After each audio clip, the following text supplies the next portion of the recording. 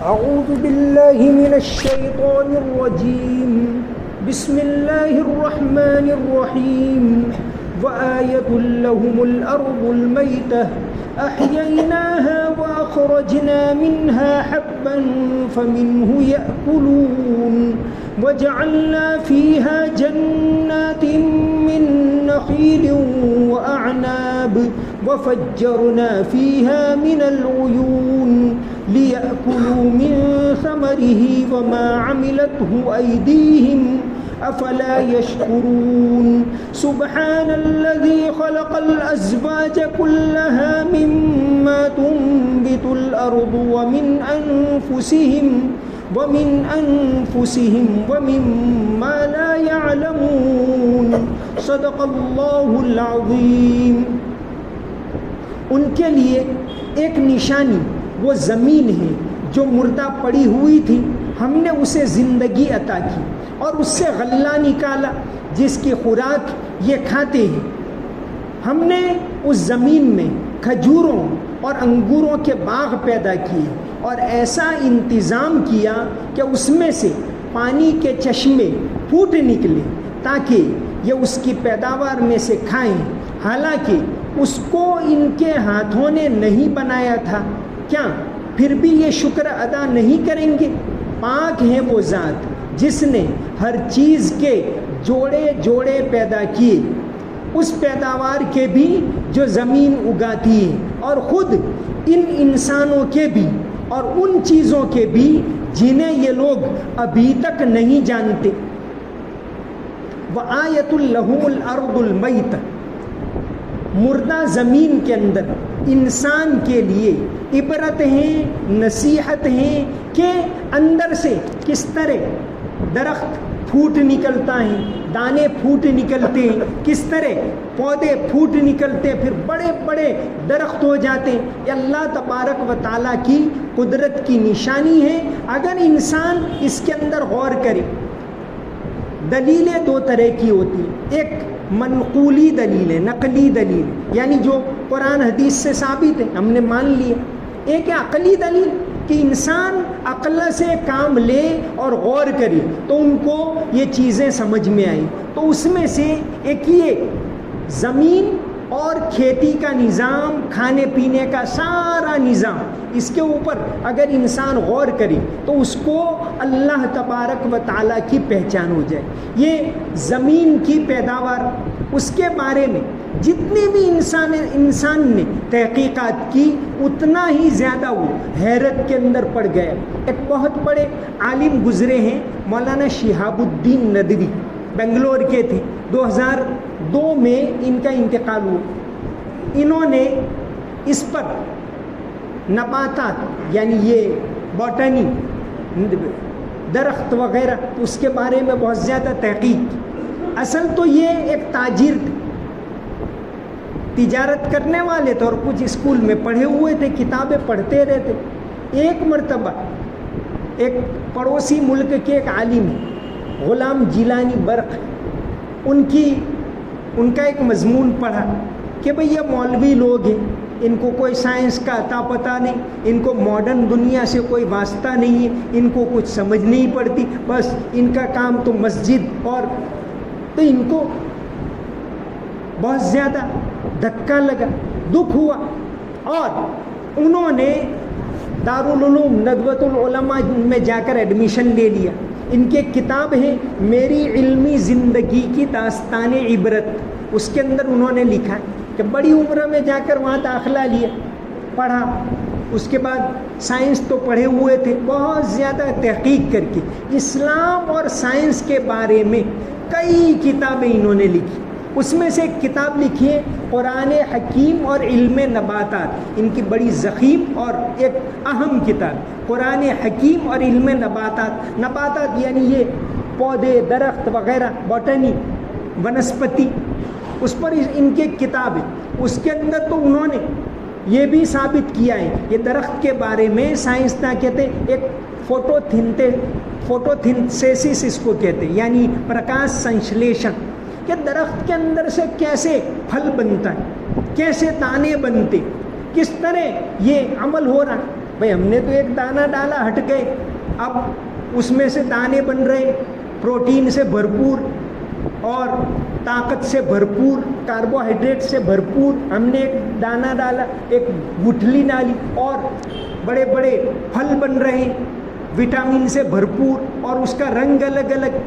قرآن حکیم نے اس کی طرف اشارہ کیا ہے کہ اس کو ایک ہی پانی سے سنوان وغیر سنوان یسقا بماء واحد، کہ سب کو ایک پانی ایک مٹی. پھر یہ لال کیوں، یہ پیلا کیوں، یہ ہرا کیوں؟ یہ کیا انسان اس کے اوپر غور نہیں کرتا؟ یہ قرآن کریم نے اعلان کیا ہے. تو مولانا نے تو علم نباتات کے اوپر ایک مستقل کتاب لکھی اور اس میں فوٹو تھنسیسس کو ایک حیرت انگیز طور کے اوپر ثابت کیا کہ خضرا نخرج منہ حبا متراکبا، سورہ انعام کی آیتیں، اس پر سے انہوں نے یہ ثابت کیا ہے. تو یہ یہاں یہی بات فرمائی کہ وآیۃ لہم الارض المیت، بنجر زمین، احییناها، کیسے لہلہا اٹھتی ہے. واخرجنا منها حبا، اس کے اندر سے دانے نکلتے، حبا دانے، اناج. اس کا قرآن کریم میں جگہ جگہ ذکر ہے. حبن کا لفظ قرآن میں 7 مرتبہ آیا ہے اور حبتن کا لفظ 5 مرتبہ آیا ہے. جیسے ان اللہ فالق الحب والنوى والحب ذو العصف والریحان، یہ آیا ہے والحب ذو العصف والریحان سورہ رحمان کے اندر آیا ہے. تو یہ اناج کیسا پیدا ہو رہا ہے؟ الگ الگ طرح کا اناج دنیا میں الگ الگ استعمال ہو رہا ہے. نبی کریم صلی اللہ علیہ وسلم عام طور سے جو کی روٹی زیادہ تر پسند کرتے، آپ جو کی روٹی کھاتے تھے. اور آج کل سائنس نے اس بات کو ثابت کیا ہے کہ انسان کے لیے گیہوں کے مقابلے میں جو زیادہ مفید ہے. اسی طرح آپ صلی اللہ علیہ وسلم کی تعلیمات میں سے ایک یہ بھی ہے کہ آٹے کو چھانے نہیں. تو آج کل یہی بات، جتنا باریک ہوگا آٹا، جیسے میدا تو کہتے ہیں بہت زیادہ نقصان دینے والا ہے. لوگ، بہت سے لوگ ہوتے ہیں میدے کی ہر چیز، بیکری کی چیزیں کھایا کرتے ہیں. یہ زیادہ کھانے سے نقصان ہوتا ہے. اس کے بجائے وہ بہت زیادہ باریک نہ ہو بلکہ تھوڑا موٹا ہو، اس طرح کا آٹا. یہ حکیم لوگ اور تحقیق کرنے والے لوگ اس کو پسند کرتے، تعلیم دیتا. آپ صلی اللہ علیہ وسلم نے بھی فرمایا کہ آٹے کو چھانو نہیں، چھاننے سے منع کیا.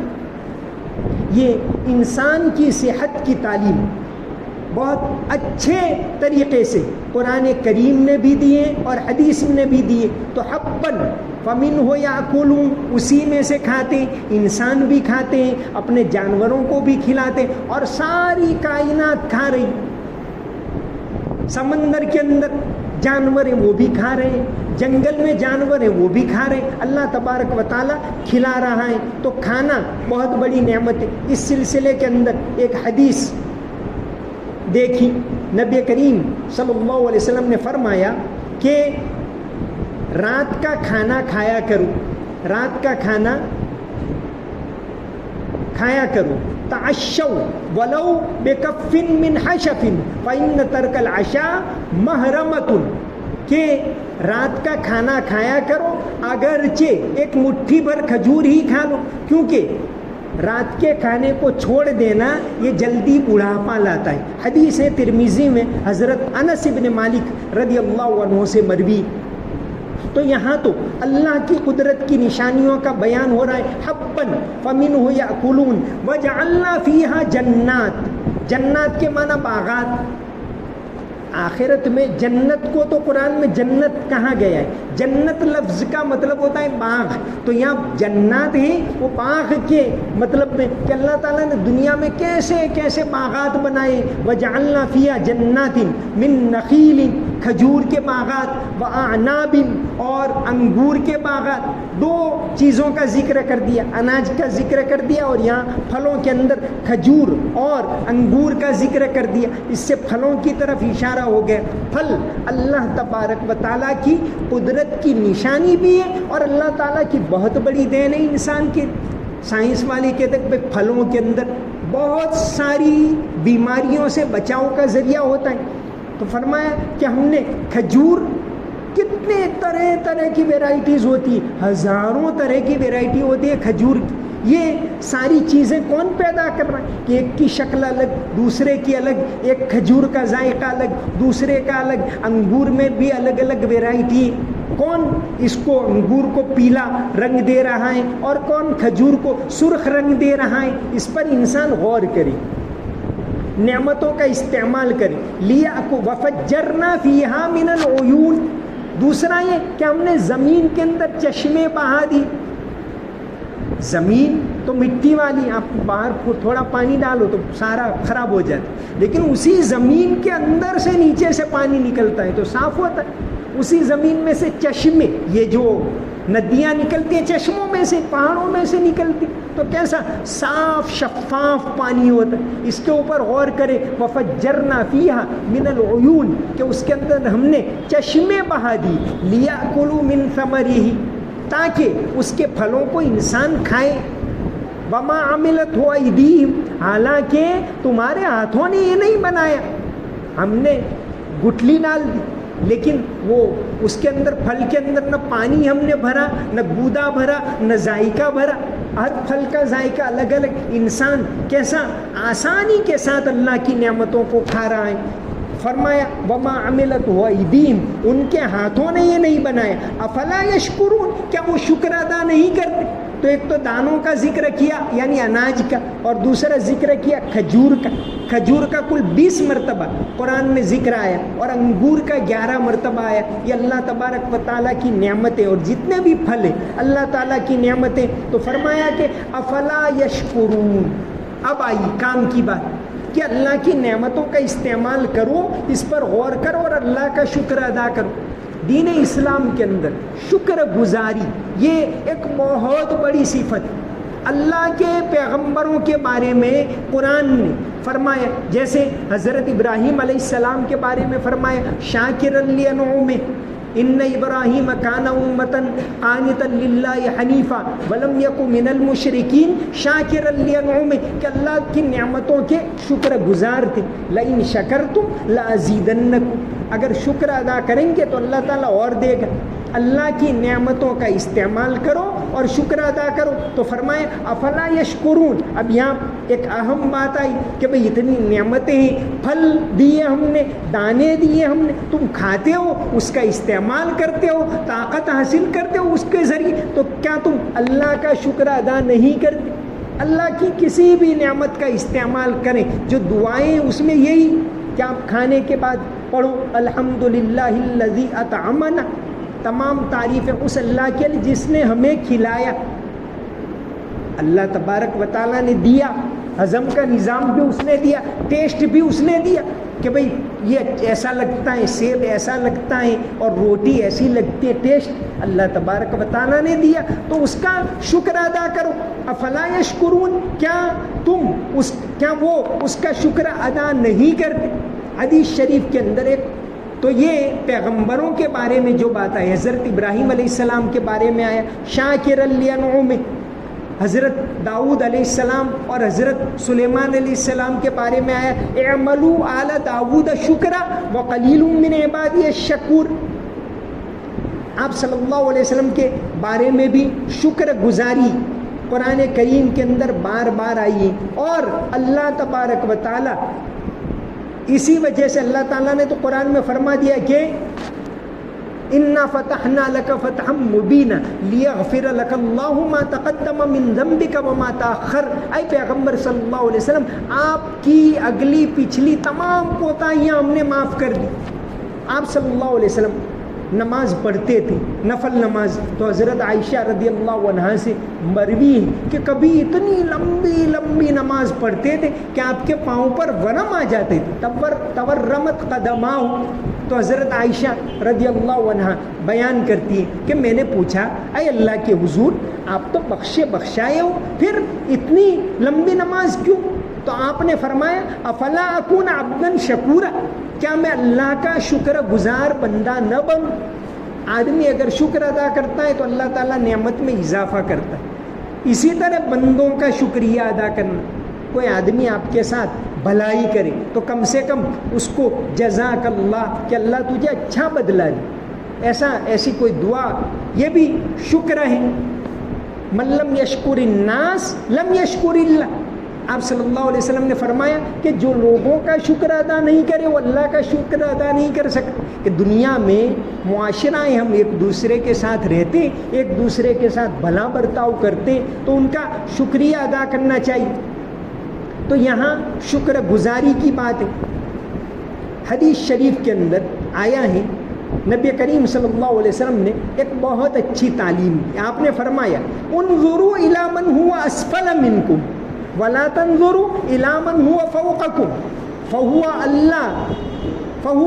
اللہ تزدروا نعمت اللہ علیکم فهو اجدر اللہ تزدروا نعمت اللہ علیکم. کہ جو تم سے نیچے ہیں ان کو دیکھو، اوپر ہیں ان کو مت دیکھو. انظروا الی من هو اسفل منکم. کہ آدمی کے پاس بائک ہے تو کار والے کو نہیں دیکھے، وہ سائیکل والے کو دیکھ کہ بھئی اس کے پاس تو سائیکل ہے، اللہ نے مجھے بائک تو دی. یہ اگر نیچے والے کو دیکھے گا تو شکریہ کا جذبہ پیدا ہوگا. یہ اللہ کے نبی صلی اللہ علیہ وسلم نے فرمایا. شیخ سعدی رحمۃ اللہ علیہ کا ایک واقعہ آتا ہے. ایک مرتبہ آپ جا رہے تھے سفر میں، چلتے چلتے جوتے پھٹ گئے. اب ایسے ہی کھلے پاؤں جا رہے ہیں، سخت گرمی ہے، تو دل میں ایک بات آئی کہ اللہ تبارک و تعالیٰ نے مجھے جوتے بھی مہیا نہیں کی. اب یہ سوچ رہے تھے اور پھر گئے مسجد میں نماز پڑھیں. دیکھا کہ ایک آدمی کے پاؤں نہیں ہیں، وہ اس کے سہارے لکڑیوں کے سہارے آ رہے ہیں. تو فوراً آپ کو خیال آئے کہ اللہ تعالیٰ نے مجھے پاؤں تو دیے ہیں. تو نیچے والے کو دیکھو گے تو شکر گزاری پیدا ہوگی، اوپر والے کو دیکھو گے تو لالچ آئے گی. جو آپ سے اونچے درجے، دنیا میں اللہ تعالیٰ نے ہر ایک کو ہر لحاظ، کسی کو کم دیا ہے، کسی کو زیادہ دیا ہے، چاہے وہ مال ہو، چاہے علم ہو، چاہے طاقت ہو، چاہے کوئی اور چیز ہو. چونکہ دنیا میں اللہ تبارک و تعالیٰ کو نظام چلانا ہے تو ہر ایک کو آزمایا ہے. اللہ تعالیٰ جس حال میں رکھے، نہ خوشی اچھی ہے اے دوست، نہ ملال اچھا ہے یار، جس حال میں رکھے وہی حال اچھا ہے. تو اللہ تبارک و تعالیٰ نے الگ الگ طریقے سے انسانوں کو نوازا ہے.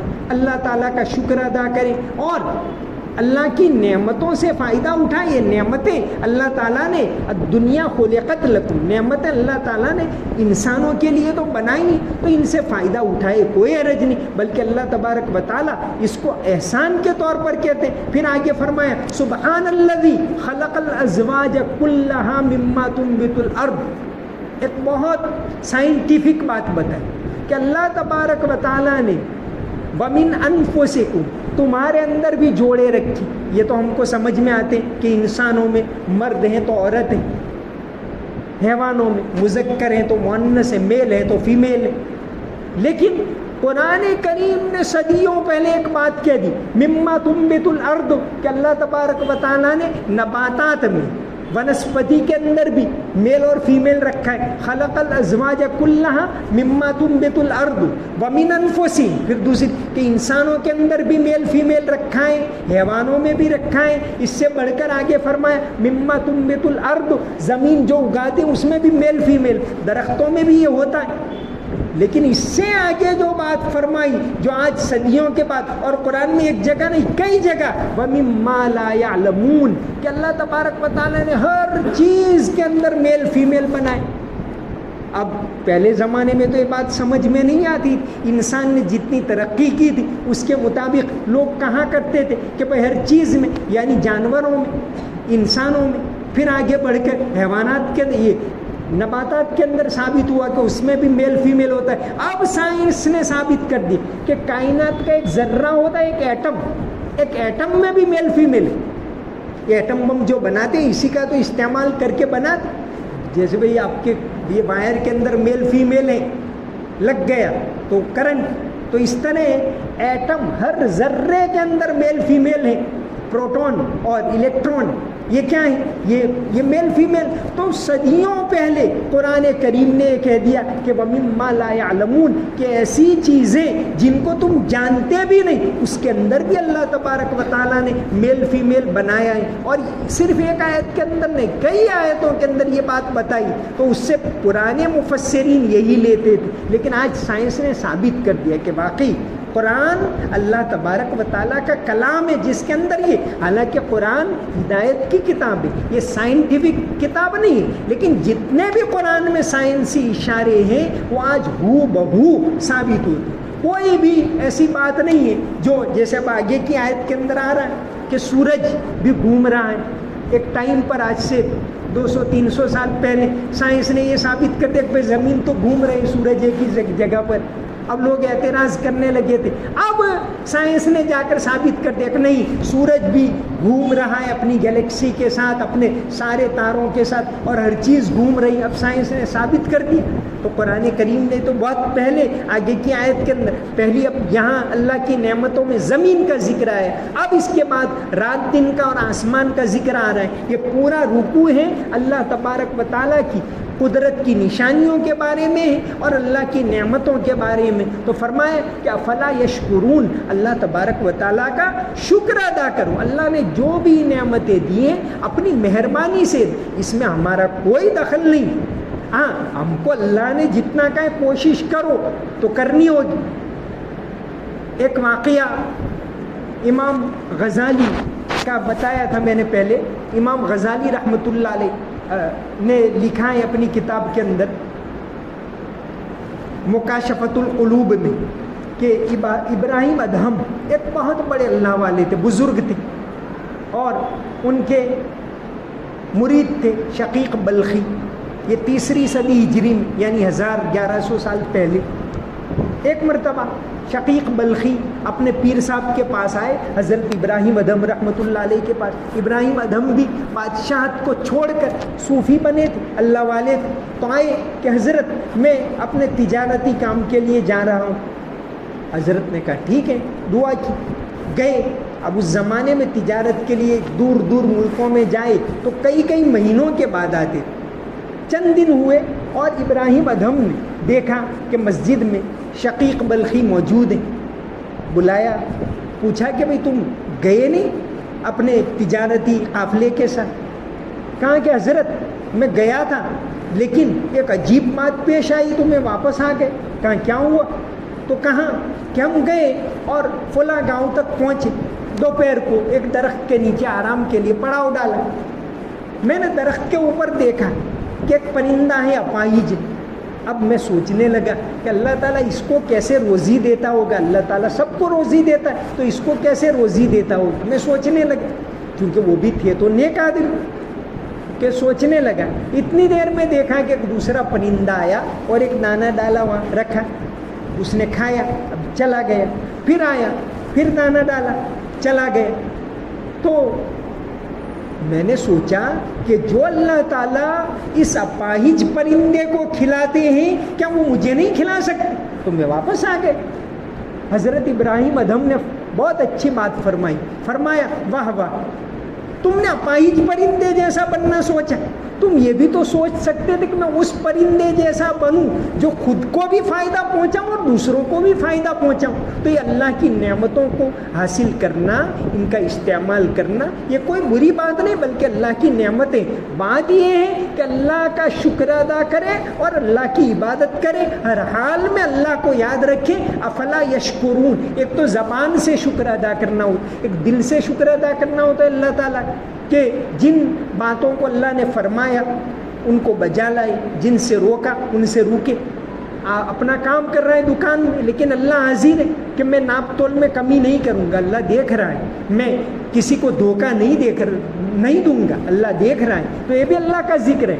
ذکر ایک تو زبان سے ہوتا ہے، ہم پڑھتے ہیں سبحان اللہ، الحمدللہ، اللہ اکبر، یہ پڑھنا چاہیے، یہ زبان کا ذکر ہے. اور ایک تو اللہ کو حاضر ناظر سمجھنا کہ میں اپنی ڈیوٹی میں کوتاہی نہیں کروں گا، اللہ دیکھ رہا ہے. میں مال میں ملاوٹ نہیں کروں گا، اللہ دیکھ رہا ہے، تو یہ بھی کیا ہے، میں اپنی اولاد کے حقوق کو بگاڑوں گا نہیں، ان کے حق ادا کروں گا، اللہ دیکھ رہا ہے، تو یہ اللہ دیکھ رہا ہے یہ خیال ہے، یہ بھی اللہ کا ذکر ہے اور یہ بھی جو ہے اللہ کا شکر ہے۔ اللہ تعالیٰ عمل کی توفیق عطا فرمائے، آمین۔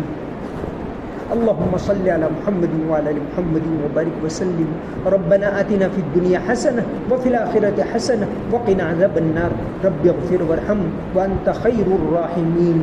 یا اللہ ہمارے تمام گناہوں کو معاف فرما، ہماری تمام غلطیوں کو معاف فرما۔ یا اللہ تو نے اپنی نعمتوں سے نوازا، یا اللہ ہم تیری نعمتوں کا استعمال کرتے ہیں۔ یا اللہ تو نے ہمیں تندرستی عطا کی تو ہم روزہ رکھتے ہیں۔ یا اللہ تو نے ہمیں سمجھ عطا کی تو ہم مسجد میں آتے ہیں، تیرے سامنے جھکتے ہیں۔ یا اللہ تیرا احسان ہے، تیرا کرم ہے۔ یا اللہ تو نے ہم پر کتنے سارے احسانات کیے، یا اللہ اس کے باوجود ہم کوتاہی کرتے ہیں۔ یا اللہ تو معاف کرنے والا ہے، غفور الرحیم ہے، ہماری غلطیوں کو معاف فرما۔ یا اللہ عافیت کے ساتھ تیری عبادت کرنے کی توفیق عطا فرما۔ یا اللہ ہمارے گھروں کے اندر امن و امان قائم فرما، گھروں میں عافیت اور محبت والی زندگی نصیب فرما، مل جل کر رہنے کی توفیق عطا فرما، اتحاد پیدا فرما، اختلاف سے ہم تمام کی حفاظت فرما۔ یا اللہ ہمیں مرتے دم تک توحید کے اوپر جمے رہنے کی توفیق عطا فرما،